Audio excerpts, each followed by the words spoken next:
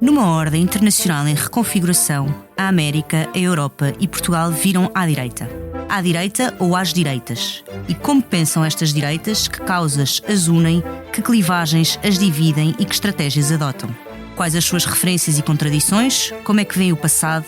E talvez mais importante, como é que pensam o futuro? O meu nome é Teresa Nogueira Pinto e proponho, em À Direita, uma viagem ao coração das direitas numa série de entrevistas que tenho o gosto de conduzir.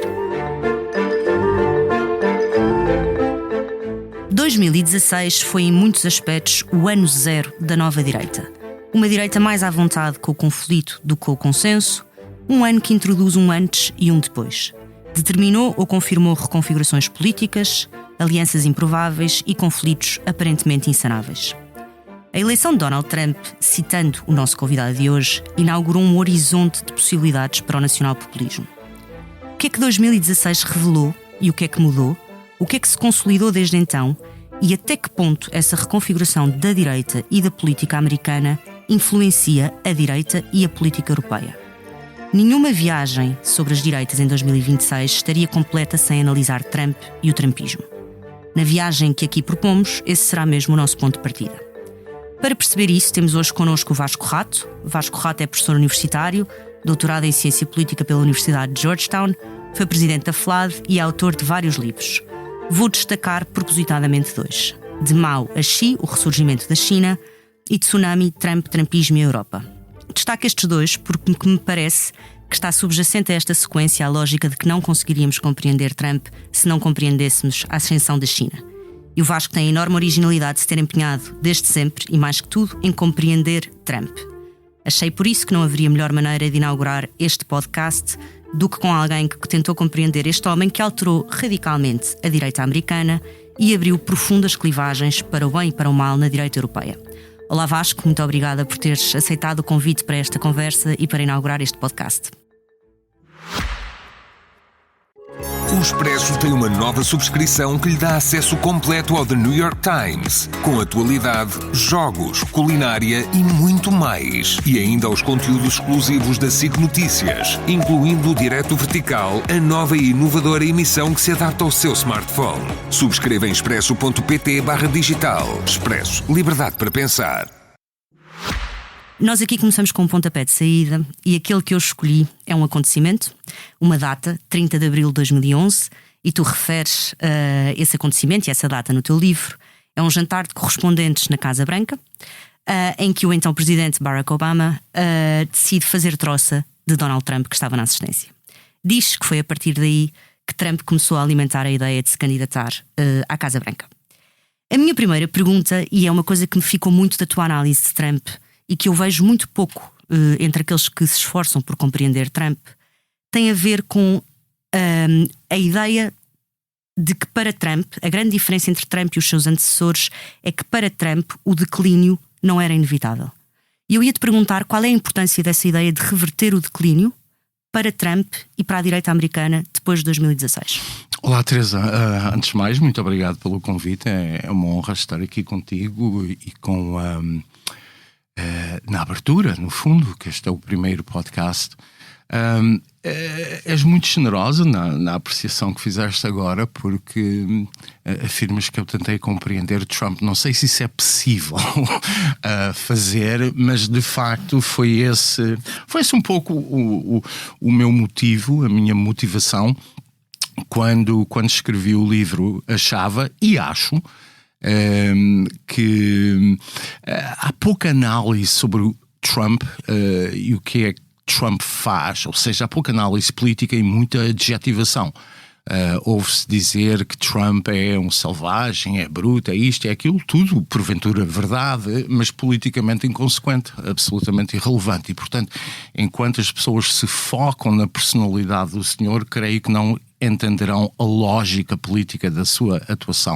E há de facto uma lógica política. Eu acho que muito mudou com Trump. Daqui a uns anos eu creio que vamos ver que Trump efetivamente domina a política já há 10 anos. É uma coisa impressionante.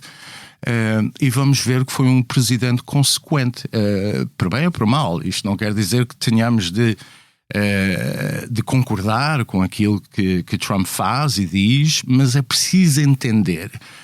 E não creio que isso aconteça muitas vezes. Seguramente não aconteceu no seu primeiro mandato da parte da Europa. A Europa basicamente adotou uma estratégia que era esperar para que o homem fosse para casa e depois regressaria à normalidade, não é?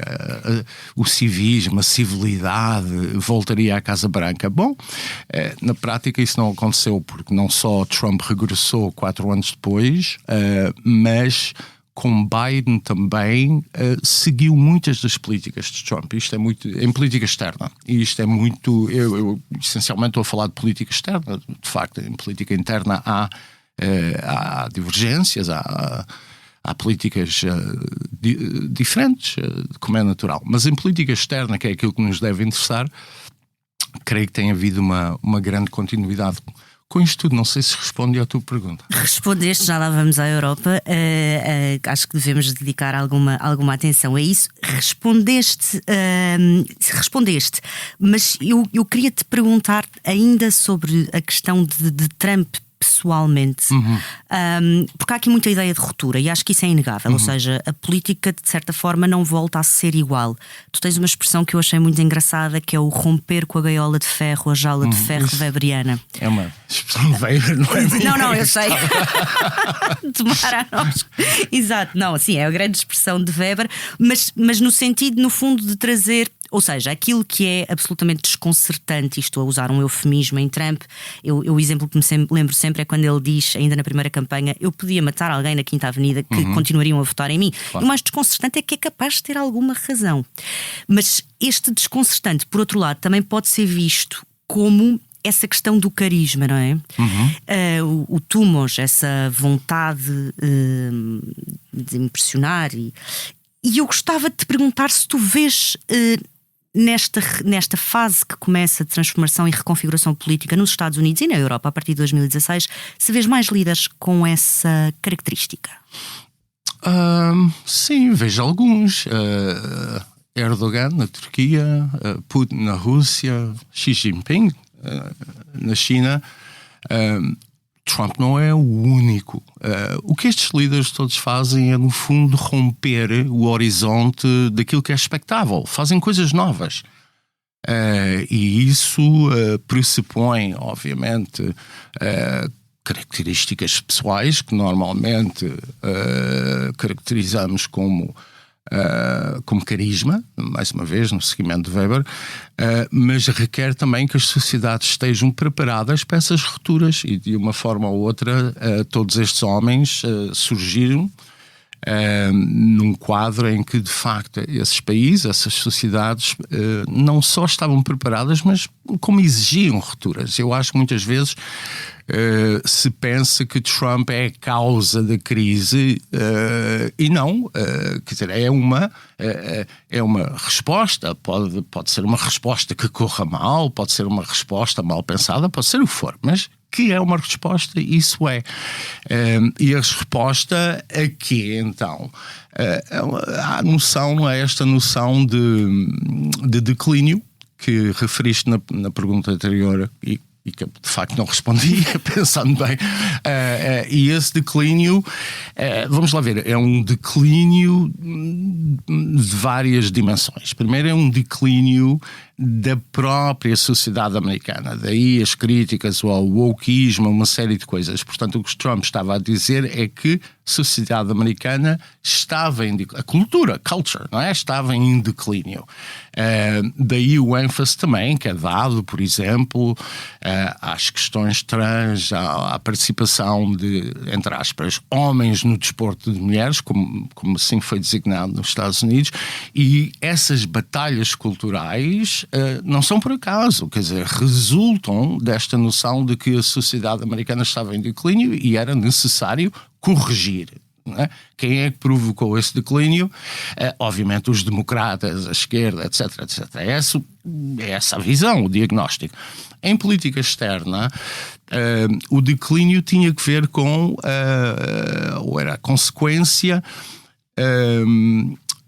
digamos, das linhas mestras seguidas pelos Estados Unidos depois da Guerra Fria, que se traduziu aquilo que eu chamo um consenso clintoniano em volta essencialmente de 3 questões. A globalização é uma força positiva, a democratização do mundo, não é? Esta coisa da paz perpétua kantiana era uma coisa positiva, e finalmente pensava-se que o alargar de mercados para todo o mundo também era uma coisa positiva. Isto é o consenso, digamos assim, que depois informa a atuação das administrações seguintes, incluindo a de Obama, com uma pequena diferença.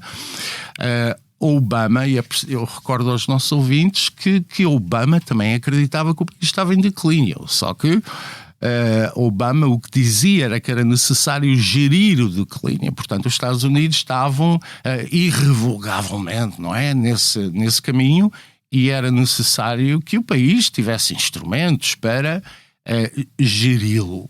E isso traduzia-se em coisas como, por exemplo, não é, a negociação com o regime do Irão.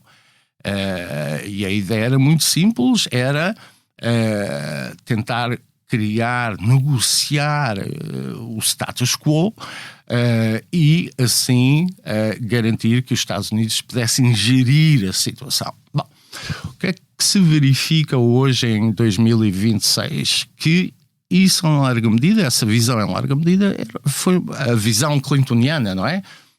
Foi uma ilusão. Gerou um concorrente económico e militar, um rival quase à altura, a China, gerou um descontentamento profundo nas sociedades ocidentais, em resultado da desindustrialização e, aliás, um sentimento de insegurança que ainda se sente muito em muitas classes sociais, sobretudo a classe operária. Portanto, gerou um conjunto de consequências que hoje, em larga medida, as pessoas reconhecem que esse mundo acabou.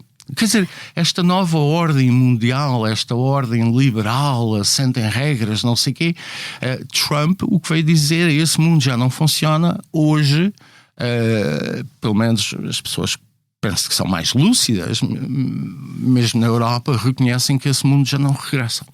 Vasco, e transportando essa clivagem que estavas a falar, não é?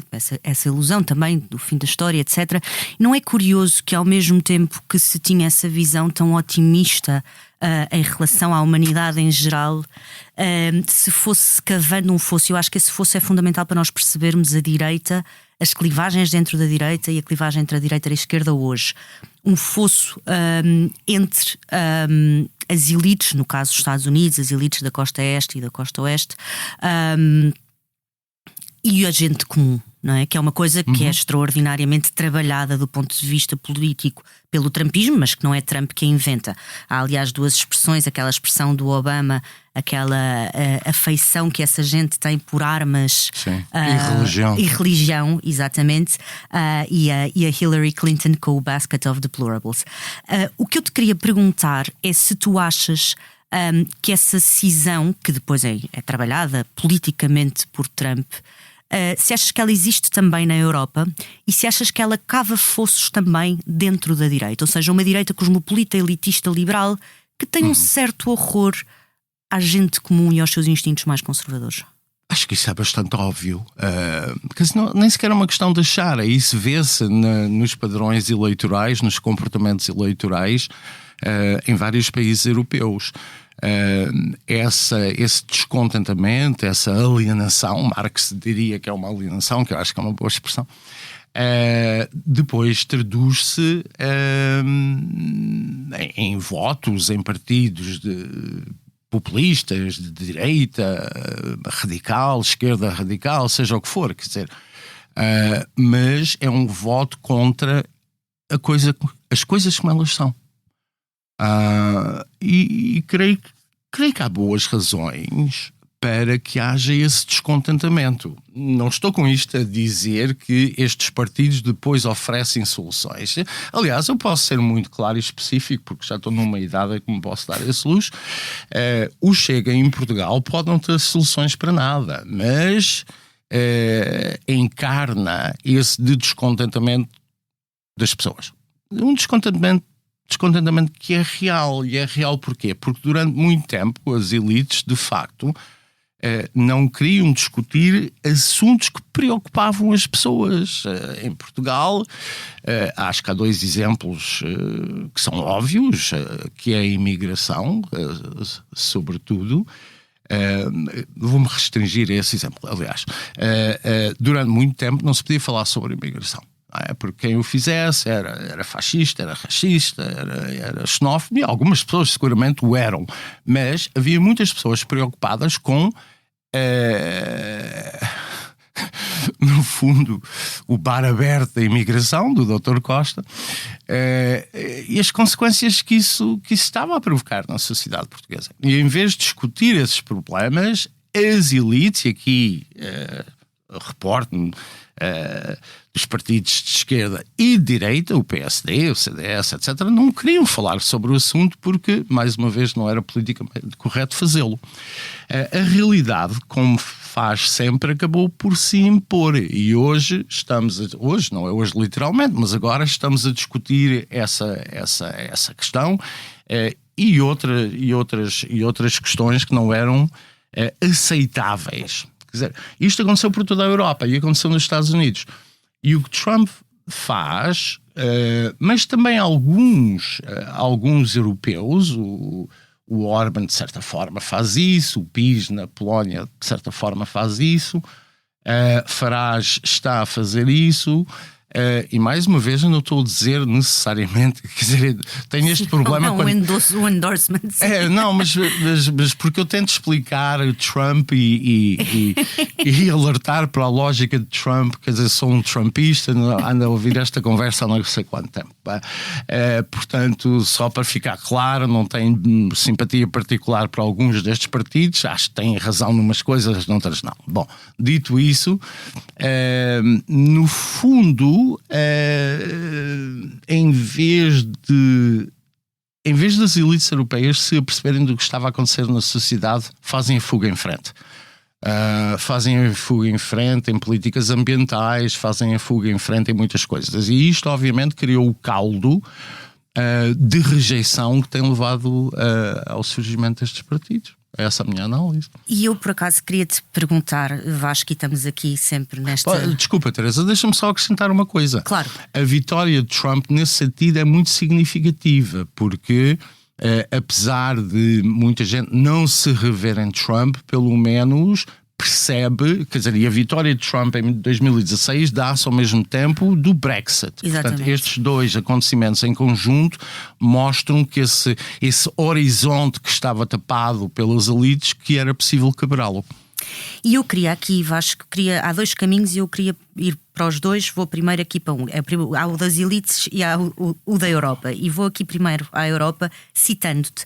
Tu tens uma passagem no livro em que referes: confrontadas com o levantamento populista a alastrar por vários países, as elites europeias nacionalizaram o trumpismo, utilizando-o como arma de arremesso no combate aos seus partidos populistas. Certo. Isto foi evidente, até foi evidente em Portugal. Portanto, é interessante perceber como isso de facto aconteceu em vários casos. Mas não... E está a acontecer. Continua a acontecer. Embora talvez com cada vez menos eficácia. Não sei. Mas eu ia perguntar-te se tu não achas que, ao mesmo tempo que é usado como arma de arremesso, Trump e o trumpismo funcionam como uma espécie de espelho em que essas elites europeias e nós europeus nos vemos sem filtros, um bocadinho mais feios, mais velhos, e depois há ali um irmão mais novo, cheio de energia, com mais sucesso, que ainda está a tentar salvar o património da família. Estou a pensar concretamente nos recados que nos foram dados por J.D. Vance e por Rubio em Munique, e por uma expressão no National Security Strategy, na National Security Strategy, que é apagamento civilizacional em relação à Europa. É bonito isto que nós vemos no espelho quando olhamos para os Estados Unidos. Há muita gente que acha que é lindíssimo. Aliás, parte do problema é esse, não é? um pedantismo e uma falta de autocrítica na Europa. Quer dizer, se as coisas são tão perfeitas, então porquê é que temos estes problemas todos? Quer dizer, parece-me que é uma questão normal que se deve colocar. E o que tem acontecido, o que as elites europeias têm vindo a fazer nos últimos 10 anos é usar Trump como um espantalho político, não é? E nesse sentido nacionalizaram. Quer dizer, Trump é um assunto político em todos os países. Quer dizer, Trump faz parte da política nacional em todos os países europeus, que é uma coisa absolutamente incrível, não é? Mesmo antes da guerra no Irão, já o era, em 2016 até 2021, naquela primeira fase, também o foi. Não é? E, portanto, os europeus, na prática, transmitiram a mensagem: olhem para nós, somos tão civilizados, sabemos comer à mesa e queremos evitar aquele selvagem com aquelas ideias malucas todas. Subjacente a isto estava uma crítica também aos Estados Unidos, uma crítica muito forte, que aliás existe praticamente desde a fundação da República. O Simon Schama, aliás, escreveu um grande ensaio sobre isto há uns anos atrás. Mas a ideia é que os americanos, coitadinhos, não é? Que é um país recente, não têm cultura, o que, enfim, depois confrontamos esse pressuposto, não é? Aí não há chauvinismo cultural quando se diz mal dos Estados Unidos, não é? Já se pode dizer. Mas essas afirmações, quando confrontadas com a realidade, não são verdadeiras, não é? Por isso é que toda a gente vai a Nova Iorque e a Washington para ver os museus e não sei quê e não sei quantos. Mas há esta ideia de que tudo o que vem dos Estados Unidos, quer dizer, é para labrego e por labrego. É essencialmente isto. Quer dizer, o problema é que mesmo que fosse verdade, tudo isso fosse verdade, e não é, e depois quando confrontados com esta contradição, as pessoas dizem: bom, mas as pessoas, os democratas são bons e os republicanos é que são deploráveis e não sei o quê. Portanto, todo este discurso está assente num conjunto de pressupostos, de preconceitos sobre a sociedade americana. E ninguém nunca diz isto. Quer dizer, estas coisas seriam inaceitáveis se fossem os espanhóis a dizer isto sobre nós, ou os ingleses a dizerem sobre nós, que aliás disseram, não é? Em finais do século XIX. Não é? E esta coisa, mais uma vez, esta prepotência, não é? Não é de agora. Eu, por razões profissionais, tive de fazer umas leituras nas últimas semanas sobre, no fundo, sobre a história portuguesa depois do Ultimato e das posições de Oliveira Salazar. E esse tipo de postura está lá. Portanto, está lá. É muito interessante porque há uma tradição muito forte na direita europeia, estou a pensar na direita francesa, por exemplo, de anti-americanismo, às vezes primário. Sim. O Alain Benoit dizia o horror que seria viver uma vida a comer hambúrgueres em Brooklyn. Agora comem-se hambúrgueres em Paris, não é? E falafel em Paris. Portanto, a coisa é um bocadinho diferente. Mas sim, quer dizer, havia a ideia que a América é uma cultura superficial, um modo de vida de liberalismo excessivo, etc. Tudo isso pode ser verdade.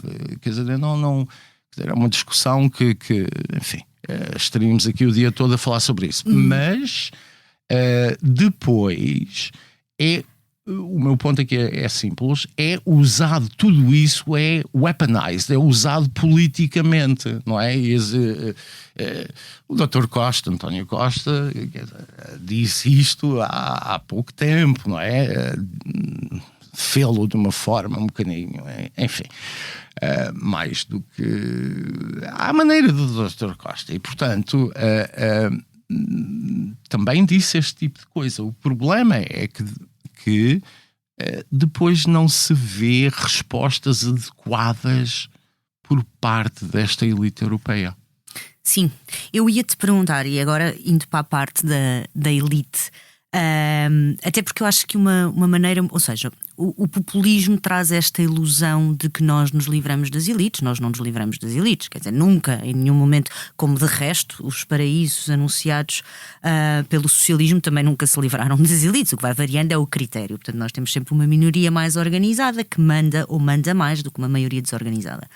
Mas eu ia-te perguntar, Vasco, e tu que acompanhas muito a realidade americana, eu acho que nós temos assistido a uma transformação muito grande do debate político no espaço público nos últimos 10 anos. Isso tem muito a ver com as redes sociais, demonizadas por uns, bem-vindas para outros.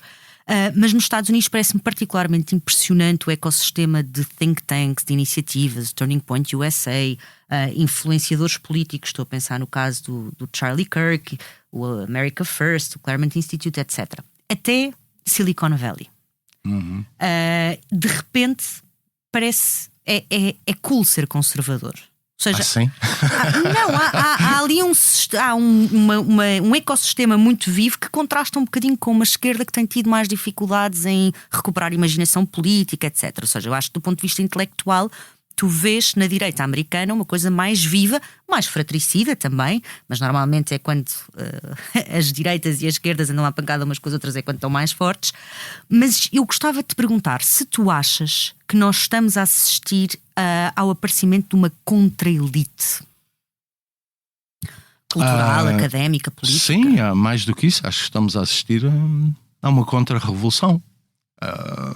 No fundo, visto a longo prazo, o que é que está a acontecer? Visto a longo prazo, estão a acontecer duas coisas muito importantes que, independentemente agora do rumo dos acontecimentos, são de veras importantes. A primeira é o fim da ordem internacional. Quer dizer, essa ordem internacional moldava, criava os parâmetros dentro dos quais era possível agir e falar. Ela já acabou? Praticamente. Okay. Sim, para todos os efeitos, não é? Mas essa ordem criou as suas normas, as suas formas de legitimação, que estavam muito assentes no liberalismo político. E isso acabou. Por isso é que as pessoas se chocam quando dizem Trump está a usar a força.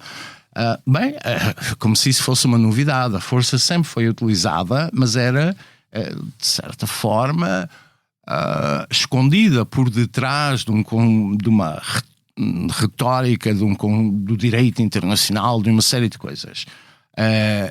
Esses instrumentos é que enfraqueceram, a meu ver, já colapsaram e, portanto, o que é que resta? Resta a força. Puro e simples, o regresso à selva. Não temos de celebrar isto, temos apenas de reconhecer que é assim, não é? Isso foi uma mudança. A outra mudança é a contra-revolução no sentido de rejeitar a herança de 68. Mais uma vez, isto não é só uma questão que se coloca nos Estados Unidos, é uma questão que se coloca em todos os países europeus. Não se chama a herança de 68 em todos os casos, mas é isso na prática que está a acontecer. Eu acho isto normal porque há muita ideia de que, sobretudo à esquerda, há muita ideia de que a história caminha num certo sentido, não é? E, portanto, há um conjunto de passos que têm de ser tomados e um conjunto de conquistas civilizacionais, e essas coisas permanecerão para sempre até se chegar à utopia, não é? E aquelas coisas todas. Bom, a verdade, a história nunca foi assim. As sociedades são dinâmicas, há coisas que em certa altura são dominantes, noutra altura não o são. Muito simples. E portanto esta ideia de que há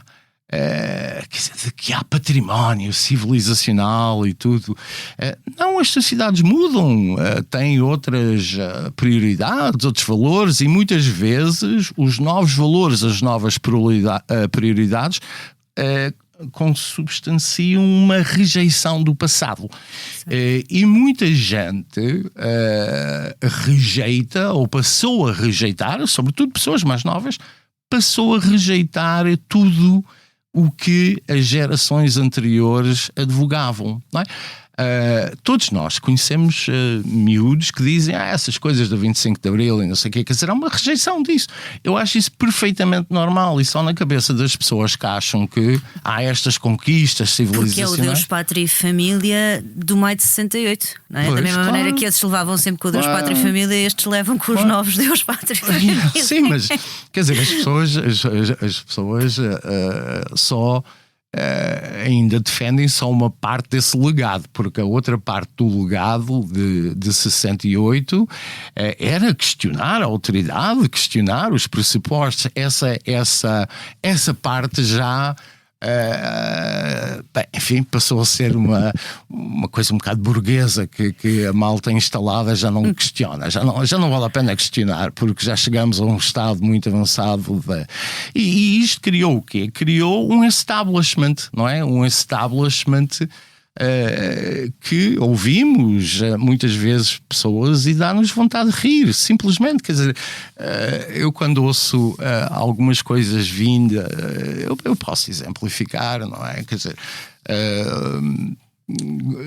em Portugal há muitas pessoas a falarem de reformas. Quer dizer, eu acho muito caricato, muito cómico, até patético, o apelo às reformas vindo de certos setores. Quer dizer, não é preciso, aliás, exemplificar, porque toda a gente é a favor das reformas, mesmo as pessoas que nunca fizeram reformas nenhumas. E isto é válido tanto à esquerda como à direita. É uma coisa. E pronto, e as pessoas quando ouvem isto, o que é que pensam? Pensam que nada vai acontecer, não é? Bora lá votar Ventura porque não pode piorar as coisas, não é? Sim. As elites, de uma forma geral, criam uma linguagem muito fechada sobre si próprio, que depois impossibilita que haja um entendimento sobre a realidade das coisas. Claro. E a realidade das coisas nem sempre é bonita, não é? Quer dizer, as pessoas querem coisas desagradáveis, penas de morte, coisas assim, querem. Ou às vezes discordam, não é? Há muito esta coisa da política não, hoje. Mas Teresa, às vezes querem mesmo coisas que são desagradáveis. Para não dizer com as quais não tenho nenhuma simpatia. Mas o ponto é, isto combate-se politicamente. Não se fecha espaço político, não se é o Dr. Marcelo Caetano, não é? A dizer que quer renovar, mas ao mesmo tempo fecha espaço político.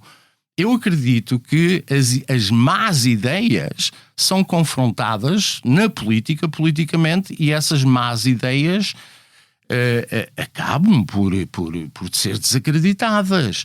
Agora, o que não vale é vem aí o Chega, vamos ilegalizá-los porque a Constituição Portuguesa escrita há 50 anos não se pode tocar numa vírgula. Ou se tocar numa vírgula, não se pode desvirtuar o 25 de Abril. Quer dizer, o que é que isto tudo quer dizer? Quer dizer, isto é um país, nesse sentido, politicamente, eu diria intelectualmente, arcaico. Arcaico. As sociedades, quando não mudam, quando não se adaptam, morrem. Certo, mas voltando aqui, Vasco, tu referiste, voltando aos Estados Unidos, mas pegando nisso que tu referiste, tu não achas que o fim... O que eu estou a dizer, Teresa, é verdade nos Estados Unidos também. Eu sei, mas por isso é que eu te ia perguntar, é uma pergunta que eu acho que nunca tive coragem de formular em voz alta, mas vou formulá-la. Tu achas que o fim da ordem internacional liberal não acaba por antecipar ou traduzir-se num grande desafio, para não dizer o fim, do liberalismo nas sociedades ocidentais? Acho. Mas isso é um problema. Acho. Mas também acho que o fim da ordem liberal é já um espelho da crise do liberalismo. Que é reformável? O declínio é reversível? Eu tenho muitas dúvidas que o seja, porque o liberalismo foi levado a um extremo, que me parece muito difícil agora recuar. Isto é, o liberalismo traduz-se hoje num conjunto de direitos. Direitos associados a um hiperindividualismo. O liberalismo, quer dizer, o John Gray escreveu um livro recente sobre isto e eu estou de acordo. Quer dizer,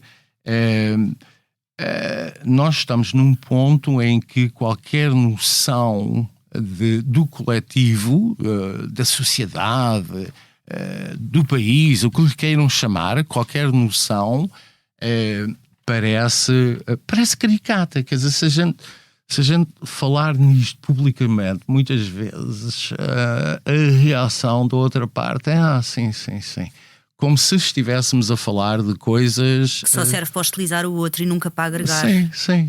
Mas nenhuma sociedade consegue sobreviver a prazo ou consegue prosperar se não tiver autoconfiança. E a autoconfiança resulta de quê? Resulta desta ideia que temos um projeto, um rumo, temos de cumprir um projeto coletivo. Independentemente da forma como isso é depois definido, mas se nós pensamos que o país existe, mas não tem nada a ver connosco, não temos responsabilidades no que diz respeito à defesa, quer dizer, uma sociedade assim não sobrevive, não é? E deixa-me perguntar-te uma coisa. Tu achas que então o espírito e a lógica do Make America Great Again nesse aspecto funcionou? Bom, ganham 2 anos. Mas a ideia do Make America Great Again é justamente isso. Exatamente. É focar outra vez num projeto coletivo que, enfim, o Trump e o trumpismo definem de uma determinada forma, mas é isso. E na Europa, vês alguma tentativa com sucesso ou sem sucesso de replicar essa ideia?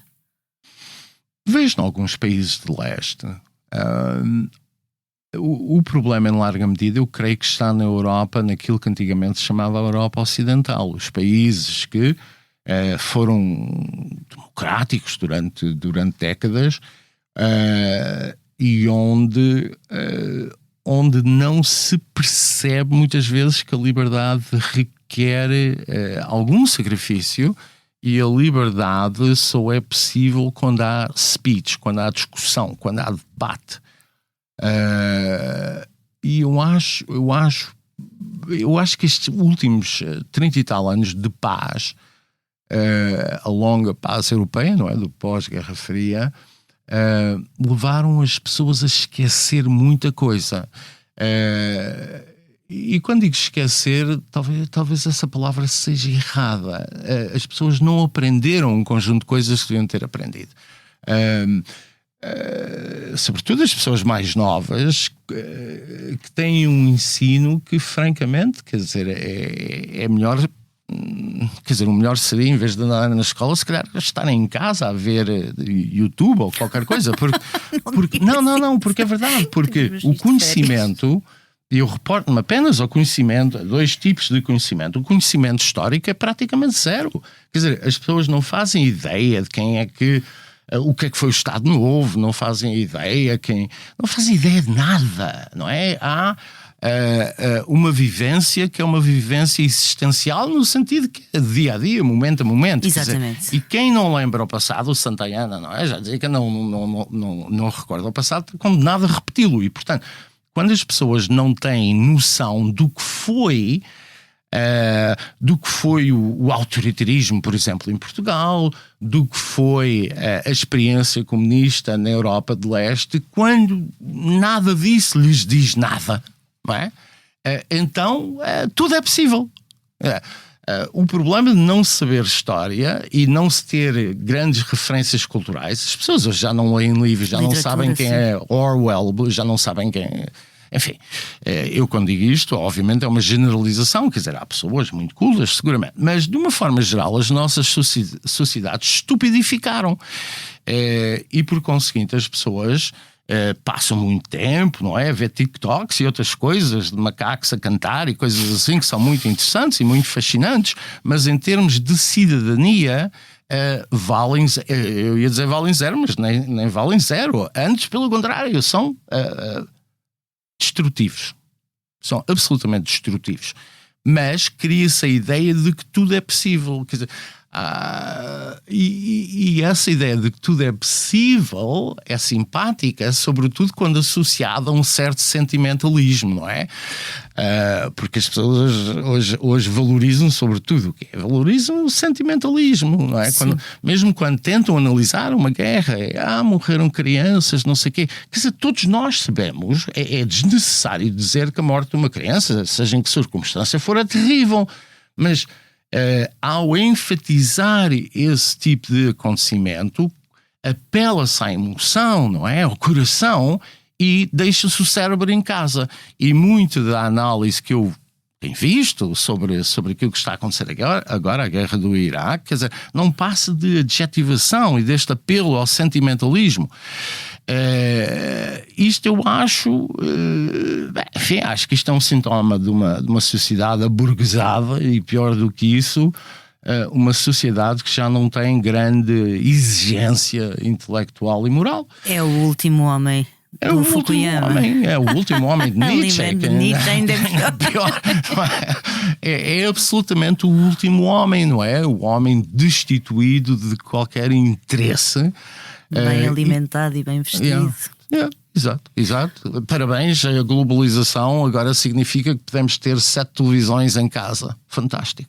Mas, Vasco, agora não resisto a ir aqui à questão do Irão, precisamente pensando a direita europeia e os efeitos da direita americana. Porque também, ou seja, parece-me que está a ser difícil para uma direita. Bom, para já isso tu sabrás isso muito melhor do que eu, as divisões que esta intervenção no Irão está a criar dentro da direita americana, mas também para uma direita europeia que se diz patriótica, etc.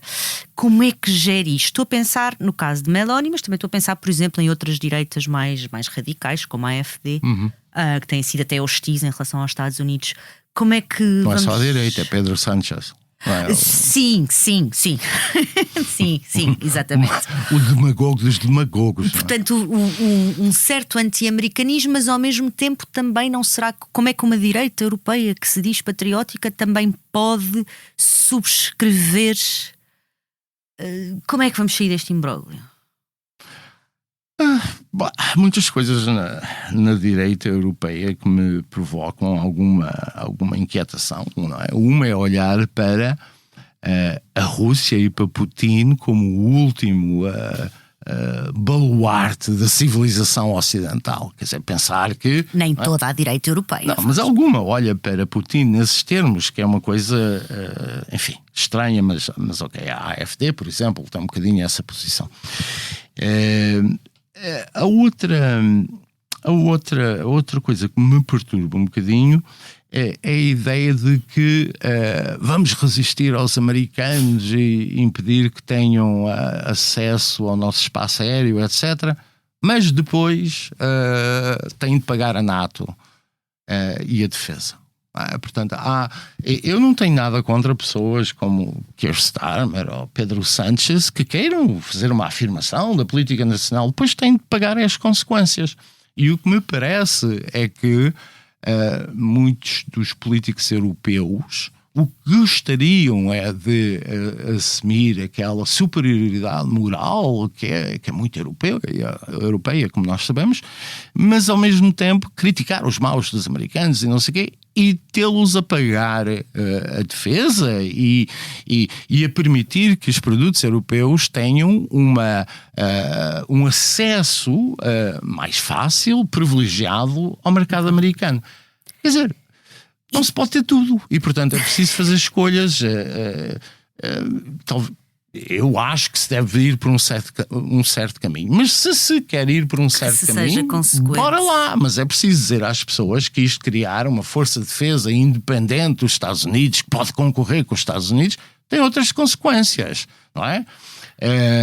Tem a consequência imediata de alterar as prioridades das sociedades, não é? Orçamentais e não só, não é? Porque não se pode criar uma grande estrutura europeia sem revisitar o serviço militar obrigatório. Não é? Claro. Há várias coisas. E isto não está a ser dito. É como se dissesse, bom, vamos ter a nossa vida como foi até agora. Vais te emancipar, sais de casa, mas não tens de pagar renda. Exato, é um bocadinho, é um bocadinho isso.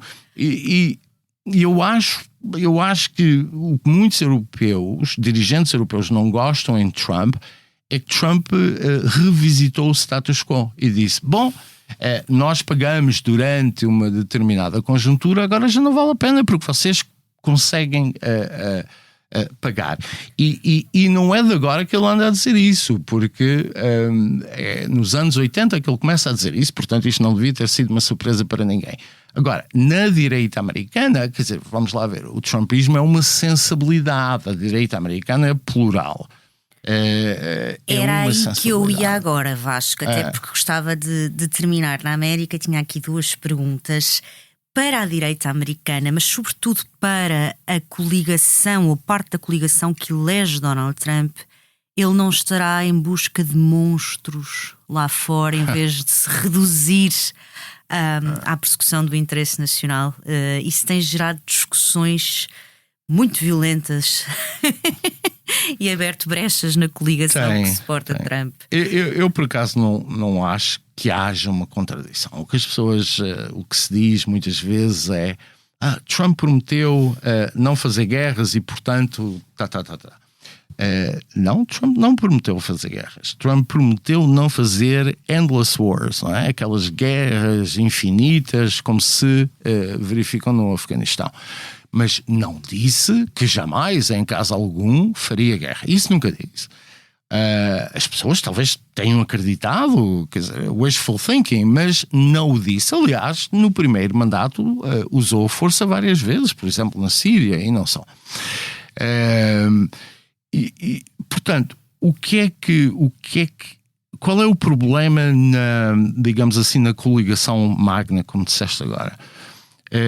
O problema é que há um grupo de pessoas que não quer a ação militar em qualquer circunstância. Portanto, os Tucker Carlsons da vida, não é? Mas as sondagens, o que mostram sobre o que está a acontecer no momento em que estamos a gravar, houve aliás várias sondagens que mostram que as pessoas que são MAGA, portanto, não é todos os republicanos e não é todos os votantes de Trump. Trump ganhou porque, para além do Magna, acrescentou votantes. Mas dentro do Magna, a guerra que está a decorrer no Irão recolhe o apoio à volta de 80 e tal %. Portanto, não há, no base, não há propriamente uma grande divisão. Portanto, mais uma vez, o Tucker Carlson... Sim, são bastante vocais. Sim, quer dizer, mas representam muito pouco.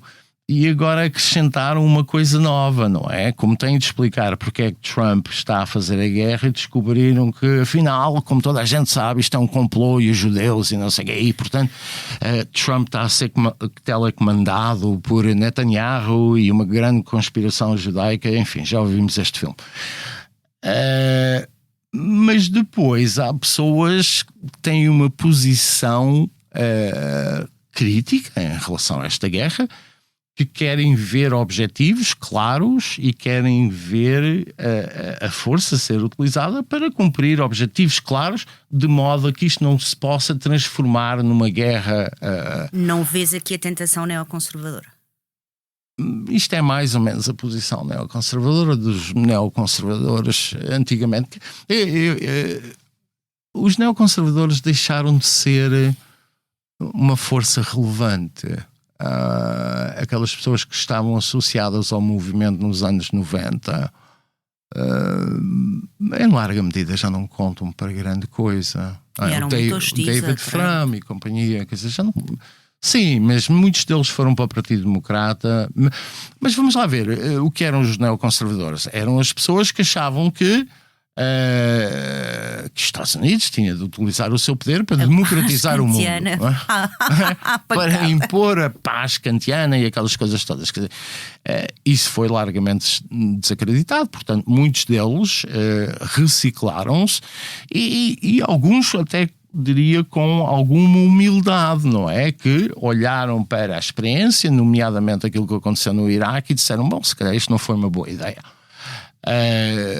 Mas como movimento organizado representa muito pouco. E isso é uma coisa diferente de dizer que não há internacionalismo nos Estados Unidos. Quer dizer, há pessoas que acham que os Estados Unidos têm de ter um footprint maior, mundial maior ou menor. Mas não é um império. Aquela tensão império-nação. Call it what you will. O império. Os Estados Unidos são um império desde muito cedo, em alguns casos relutante, noutros casos de uma forma mais entusiasmada, mas era frequentemente chamado, aliás, pelos fundadores como um império da liberdade, não é? Mesmo que sejamos mais céticos em relação a isso,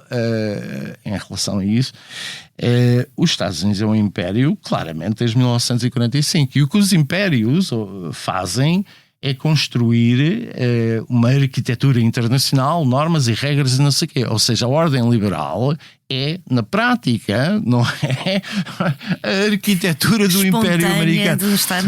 O que eu acho muita graça é que pessoas que odeiam os Estados Unidos quererem manter a ordem internacional liberal. Sim, mas pronto, isso é outra coisa.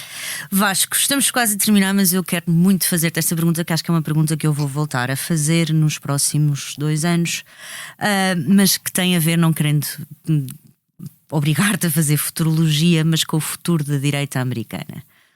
Rubio, Vance ou outra coisa qualquer que nos está a escapar? Isso provavelmente Rubio. Provavelmente Rubio por várias razões. Porque daqui a 3 anos creio que haverá alguma saturação, alguma desilusão com Trump. Porque, sobretudo, se perder agora as eleições intercalares em novembro, a sua capacidade de agir está muito, muito limitada e possivelmente haverá alguma desilusão. Que torna a vida difícil para Vance. Quer dizer, é preciso recordar que Vance está numa situação muito ingrata, porque tem de apoiar o seu presidente, não se pode descolar, e quando o faz parece que está a ser traiçoeiro, não é? Quando se diz, o Vance é contra a guerra, quer dizer, não é bom para Vance. E o que eu acho... mas isto é a minha intuição. O que eu acho é que Vance nem sequer irá disputar as primárias. Vance tem 30 e poucos anos, 30 e muitos anos, não tem ainda 40 anos. 40. E portanto pode esperar, não é? Não tem de ir desgastado para as primárias, que começam na prática daqui a 2 anos, daqui a 1 ano e meio, sensivelmente. Portanto, isto parece-me que haverá a tentação de simplesmente não ir, esperar 4 anos ou 8 anos ou até 16 anos. Quer dizer, Vance não tem 40 anos, quer dizer, é um bebê em política americana. Portanto, tem muito tempo a esperar e para desenvolver ideias, para fazer uma série de coisas.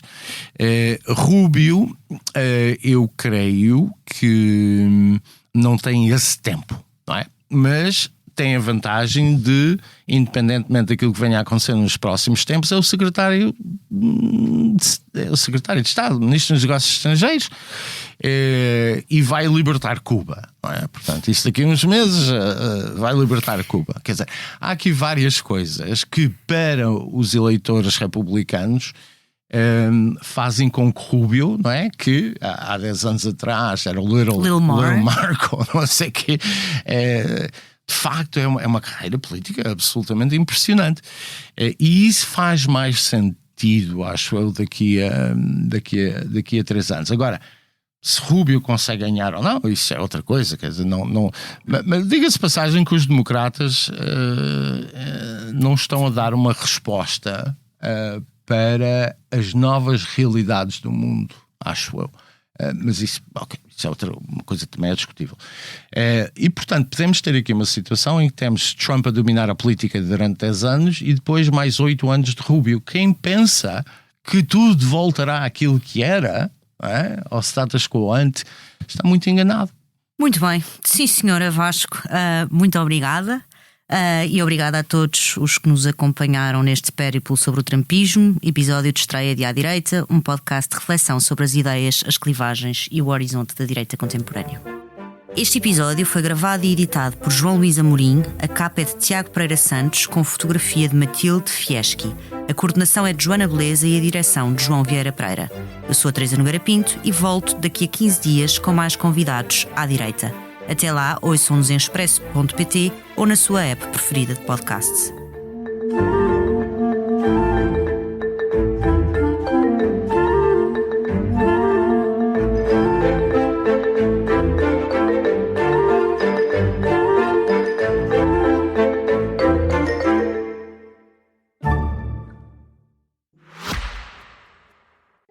O Expresso tem uma nova subscrição que lhe dá acesso completo ao The New York Times, com atualidade, jogos, culinária e muito mais. E ainda aos conteúdos exclusivos da SIC Notícias, incluindo o Direto Vertical, a nova e inovadora emissão que se adapta ao seu smartphone. Subscreva em expresso.pt/digital. Expresso. Liberdade para pensar.